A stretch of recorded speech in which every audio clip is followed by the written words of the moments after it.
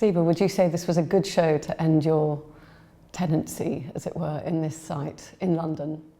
I think it's a wonderful show to end the London location, the London chapter. Because first of all, we have shown the work of Christine Rebet already. We showed her work in 2007 in a group show, which was about animated drawings. And she had the BBN, the first work that you see. It was exactly the same location.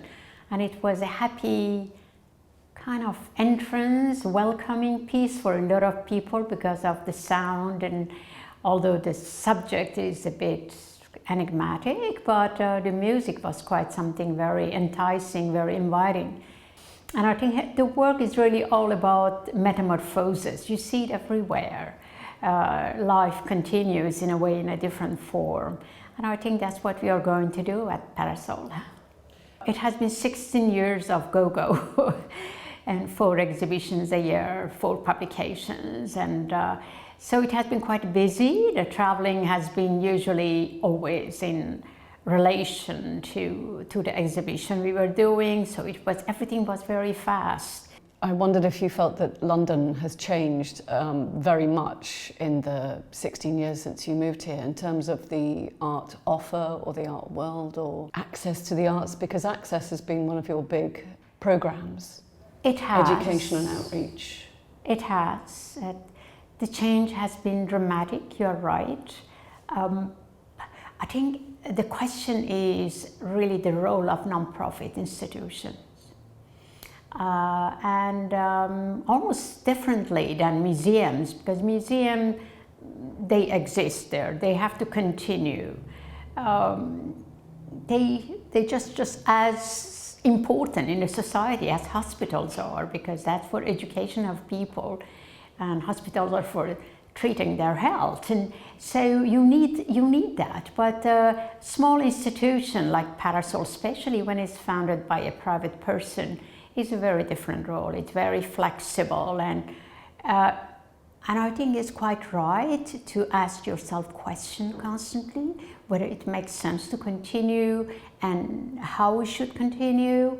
And I think the 16 years have changed, particularly with commercial sector. When I started, London didn't have that many branches of international galleries. And now, there are many of them, and it's a different scene. One of the things you've brought to this gallery has been an amazing reach of global artists. When I started Parasol, I just realized it was not wise of me to compete with local institutions, because they knew their artists better and they could do a better job than I would do. Plus, probably their artists would trust them more. And so in a way, I decided to work with foreign artists. You are right.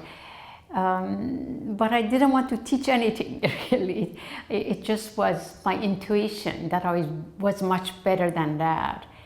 But I think smaller institutions have limitations, have challenges, and have privileges. And I was so utterly lucky and fortunate to do what I did. I could continue 5 more years, 10 more years, but I think I would be better in something else. And maybe it's a time to thank everybody for the support and bow to the public and to the artists and do something else. I will have a small office here in London, and a small office, and we'll do project other places. London is a marvelous city, so why do I want to leave? I just wondered if there was somewhere else in the world where you felt that there are some really interesting voices emerging that you would like to help give a platform to. There are probably many places. Well, I have a place in the Swiss mountains of Engadin, and it's a wonderful valley. So I will probably spend quite a bit of time there. And there's a lot of art going on, and hopefully we'll do, right now we are doing something there. We do a project in a Romanesque chapel, tiny little chapel there since December.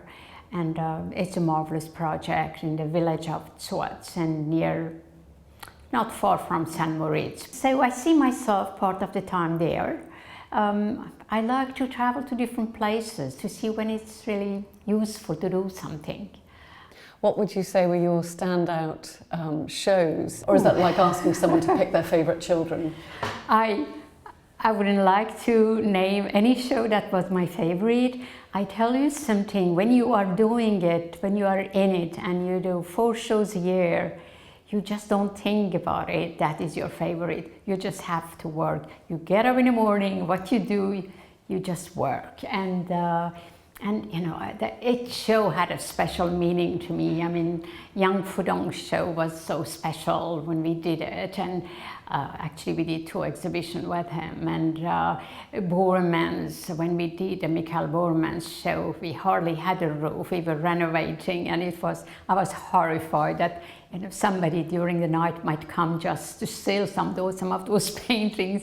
And you know, I had a security 24 hours a day. So things like this, every show had something very special. And I think I just loved them all, and I really connected with artists, and this was very special.